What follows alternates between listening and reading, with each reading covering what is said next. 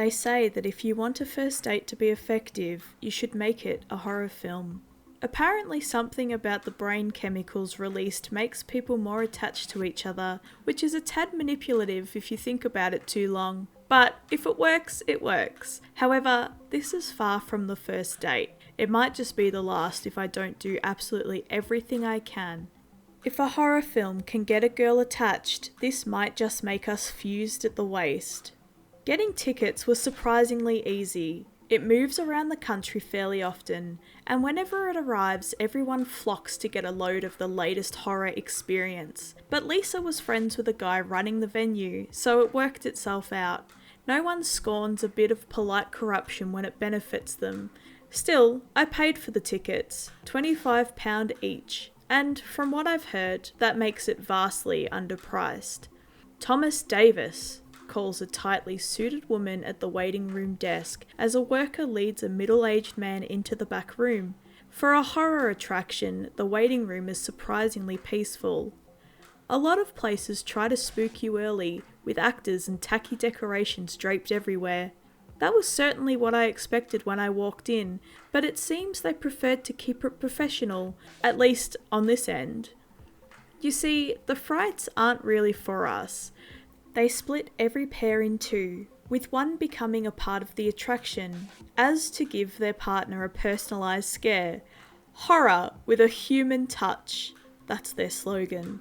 Jack Amos, the secretary says, another boy going to the back room. Still a few more to go before me. Like clockwork, as one person leaves, another enters the waiting room. This time a greying older man who chooses to sit next to me, despite the few empty seats. You can tell with some people when they are going to speak. They sort of look at you, to make sure you won't bite, I suppose, and their mouths rest open, as if warming up the machinery. "Who do you have on the other side?" I asked, preempting the man. "My grandson. It's a treat for his birthday," he says, a cheerful smile stretching out the lines of his face and pulling his white stubble tight. "Birthday, huh? How old is he?" 15. 15? A tad young, but looking around the waiting room, I see a little girl waiting excitedly beside her mother. Like I said, this side isn't for the scare, so they allow it. At the other entrance, it's purely 18 plus. "He's always been a bit of a horror movie buff," the old man says, trying to keep up the conversation, but my attention is still on that child. It's allowed, but I can't say I understand it. What kind of parent brings their child to this sort of thing? I don't consider myself much of a moral busybody, but that still doesn't sit right with me. Cute little girly thing too. Long blonde hair with a pink bow. I wager she'll come out from the room sobbing before long. Then again, despite people periodically going in, I've never seen someone leave. They must go out through the back entrance, I suppose. "Do you think they let us choose the theme?" I ask, pitying him. I've always hated people who are mean to old people, and he is clearly lonely, but actually having to be the one to keep someone else entertained was never my thing. Not sure, but if they do, I'm going to ask for something based on the Saw films. I don't exactly get the appeal, but my son adores them. I never quite got gore films either. It's just a cheap way of getting a scare. Not even a scare, it's just disgusting.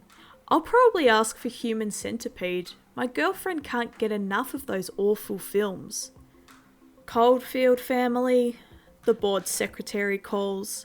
The little girl in the pink bow and her distracted mother take their time in going through the door to the next room, and like clockwork, another customer sits and waits. Still, how much can they possibly do? They let people in every few minutes. They can't spend much time on each customer. The old man tilts his head. I reckon they have multiple rooms, one for each group. There's probably a fair few members in the back room. True, I didn't think of that. Plus, I doubt they'd get such rave reviews if they half-assed it. I always love hearing old people swear. It simultaneously feels wrong, like hearing Father Christmas swear. But also, it feels like after how long they've lived, they've bloody well earned the right. And the old man was correct about the reviews. You never hear anything bad about it. If the rush for tickets wasn't evidence enough, you just needed to look at their online review pages. Come to think of it, I don't think I've seen a review lower than 5 stars. Michael McCormack, the secretary calls. My turn, I say to the old man, a little uneasy about leaving him alone. He's clearly lonely, and by how late he was coming in, he's going to be waiting a long while. But I can't keep Lisa or the staff waiting now, can I? A smiley staff member in an orange shirt meets me at the door and leads me through. As he opens it, I get my first glimpse into the next room. Just a hallway, brightly lit with white walls. The corner turning off past my line of sight. He gestures for me to go through in front, and I do so, even though I have no clue where I'm supposed to go if the path splits off. He stops me as the hallway widens into the first room, which is essentially a smaller version of the waiting room, without any chairs. At the desk sits an even more bored-looking secretary in an even tighter suit.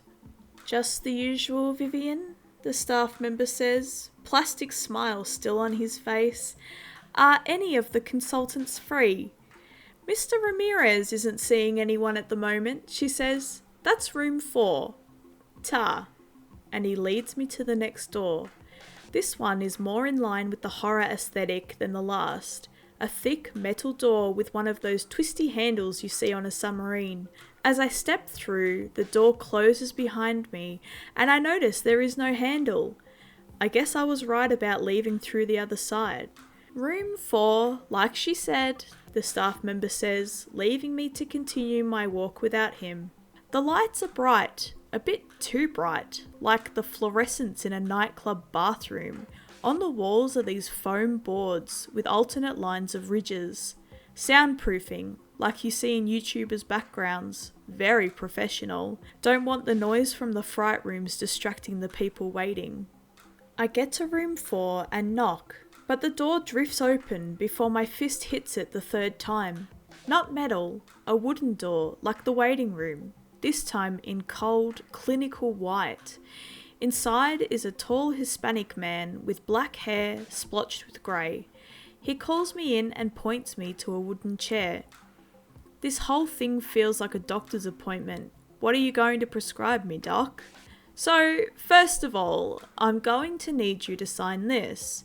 He hands me a thick pile of papers stapled together. What is this? Boring legal stuff. Don't worry about it. I just need you to sign your name here, he says in an upward tone, pointing to a line. And then I need you to make a verbal declaration of understanding. I will read a sentence and you can say, I agree, and we get into the consultation.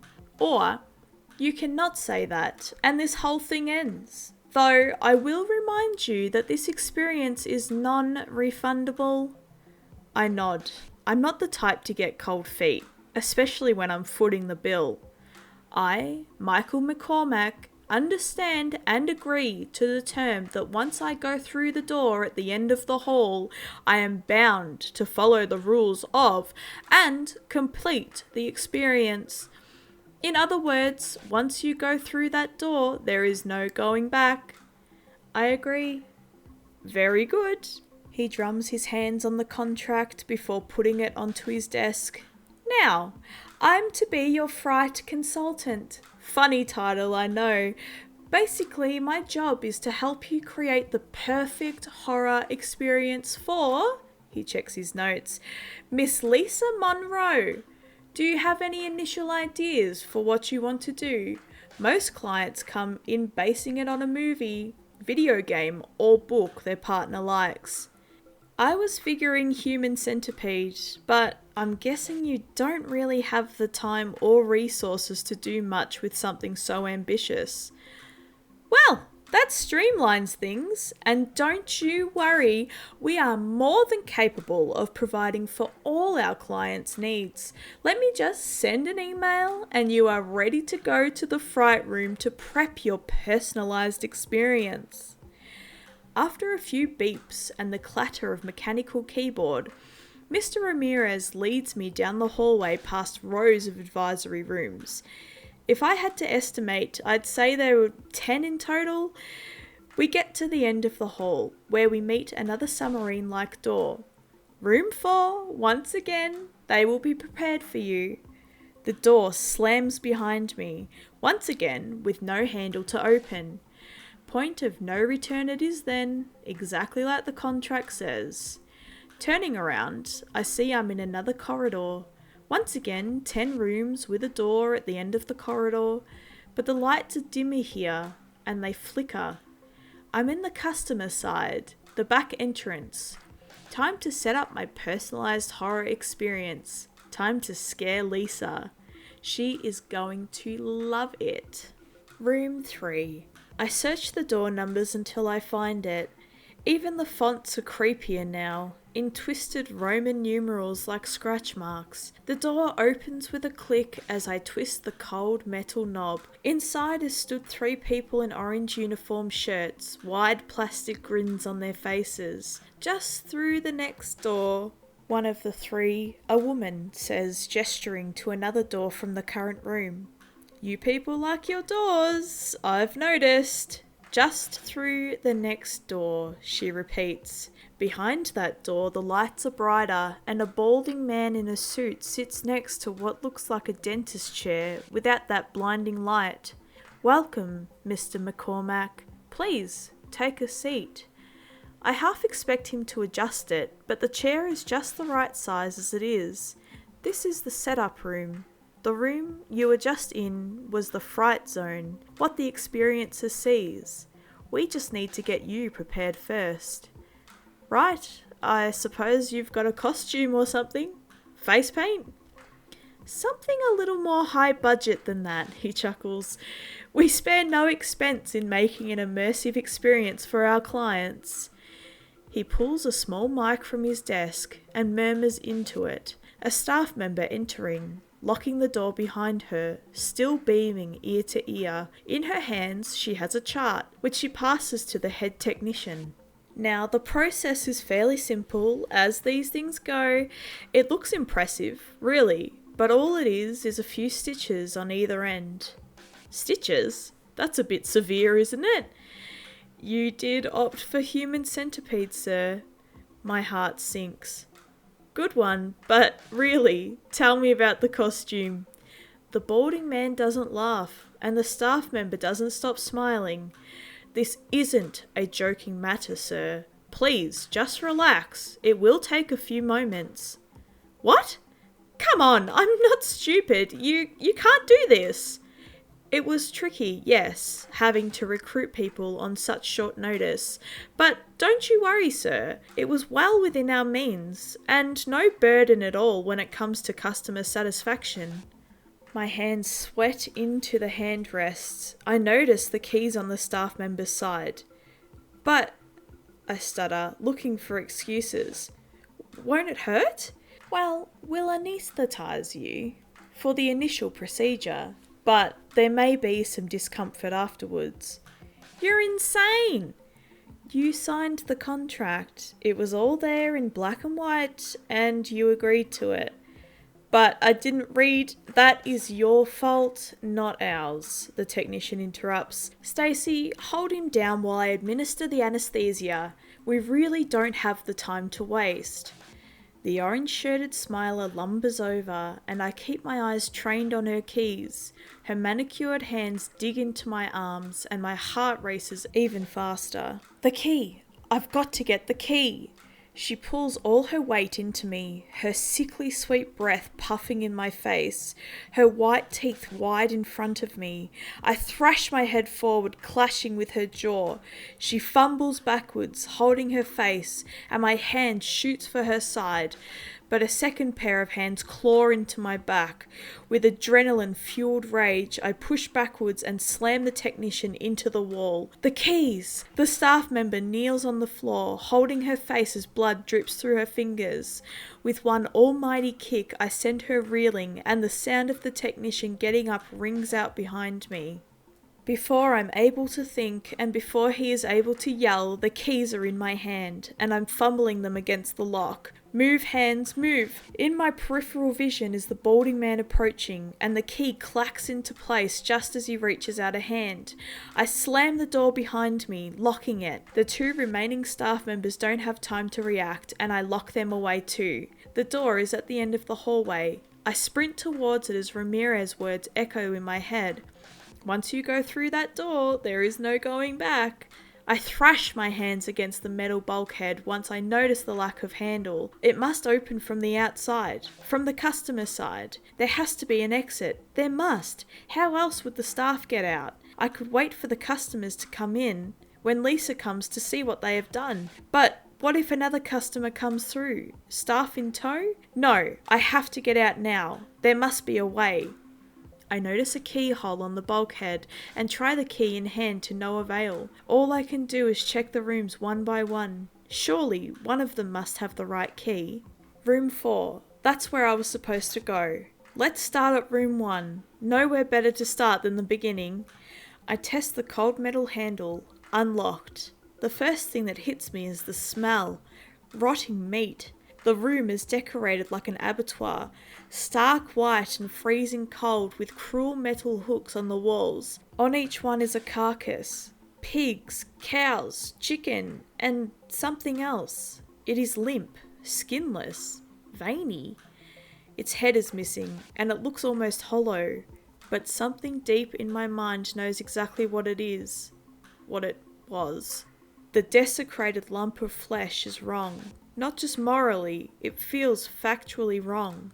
I'm not supposed to see this. No one is. Mr. Davis, middle-aged, they brought him in first. Vomit decorates my shoes and I close the door behind me before a second spurt makes itself known. All that matters is getting out, finding the key. Still, I lock the door. He shouldn't be on display like that. Room number 2. I try not to consider what could be inside. No use breaking twice. The door creaks open, and this time the sound strikes me first. Crying. Small, pathetic sobs. Jack Amos is restrained in a straitjacket, wire crisscrossing through red holes around his mouth. His eyes tear into me, a mix of hatred and terror. I scan the room quick as I can. No key. I lock the door.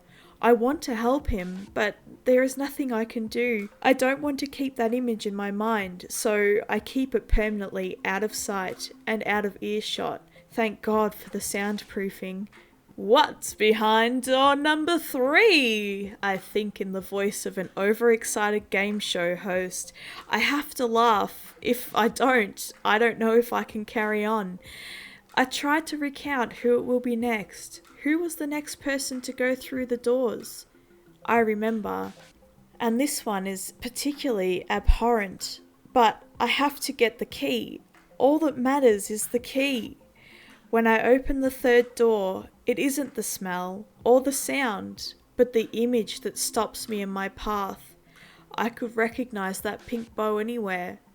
She is laid in a bed fit for a girl her age, and it would be almost peaceful if her head wasn't backwards and her skin covered in wounds.